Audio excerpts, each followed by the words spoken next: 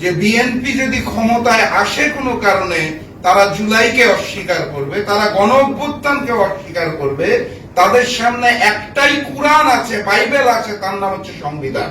যদি সংবিধান সব হয় তাহলে জনাব তারেক রহমান এই মুহূর্তে প্রধানমন্ত্রী নয়, আপনাদের শেখ হাসিনাকে এই প্রধানমন্ত্রী মেনে নেওয়া উচিত।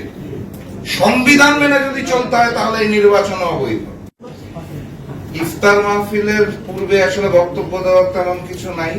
এখানে যারা আছেন আপনারা সবাই সচেতন মানুষ, সবাই জানেন এবং বুঝেন।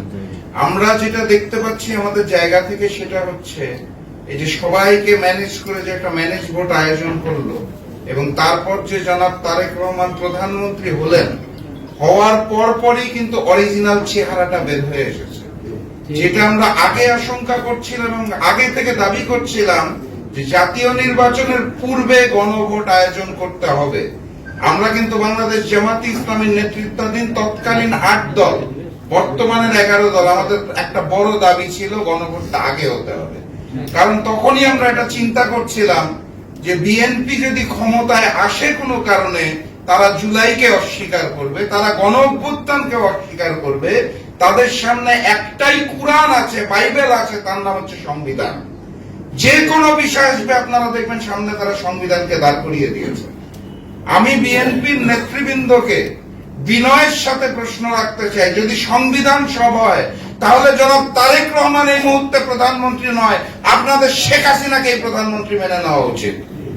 সংবিধান মেনে যদি চলতে হয় তাহলে এই নির্বাচন অবৈধ, অন্তর্বর্তী সরকারও অবৈধ, আমরা যা করেছি সবই অবৈধ।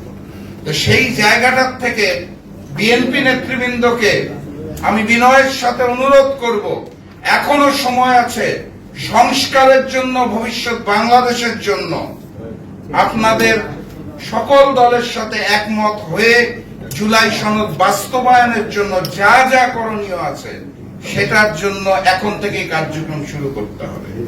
আর আরেকটা বিষয় বলে শেষ করে দেই, এখানে আমার শ্রদ্ধেয় আরেক নেতা ফরিদুজ্জামান ফরাদ আছে, উনি মন খারাপ করবে কিনা আমি জানি না, আমি তো স্পষ্টভাষী মানুষ। এই যে জনাব তারেক রহমান আমাদেরকে ওই আমলে বলতেন স্কাইপিতে মিটিং করে সবাইকে মিলে জাতীয় সরকার করব, মনে আছে তো নাকি? 62-64 দল মিলে সবাই মিলে নাকি জাতীয় সরকার হবে।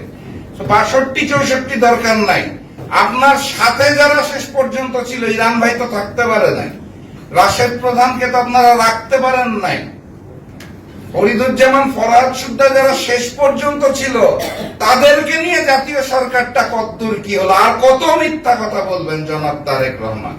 আপনার জাতীয় সরকার তো দেখতে পাচ্ছি না। তো ওই যে মিষ্টি মিষ্টি কথাগুলা বলেন, বলে এই যে ফরিদুজ্জামান ফরহাদ, সৈয়দ এহসানুল হুদার মতো জাতীয় নেতাদেরকে 20 টাকার ফর্ম ফিল আপ করে নিজ দল বিলুপ্ত করে যে আপনার দলে ঢুকালেন, ধানের শীষে ভোট করালেন, তারপর যে আর খোঁজ খবর নাই, বাকি যাদের নমিনেশন দিলেন না, সেই জাতীয় সরকারটা কবে হবে? অতএব মিথ্যার ফুলঝুরি নিয়ে লন্ডন থেকে এসে যদি মনে করেন ওই পুরাতন ফ্যাসিস্ট কায়দায় নতুন বাংলাদেশ চালাতে পারবেন, তাহলে আপনাকে স্মরণ করিয়ে দেই, আপনার কিন্তু যাওয়ার জন্য ভারতও নাই। শেখ হাসিনা তো ভারতে গিয়েছিল, আপনার যাওয়ার জন্য কিন্তু ভারত নাই।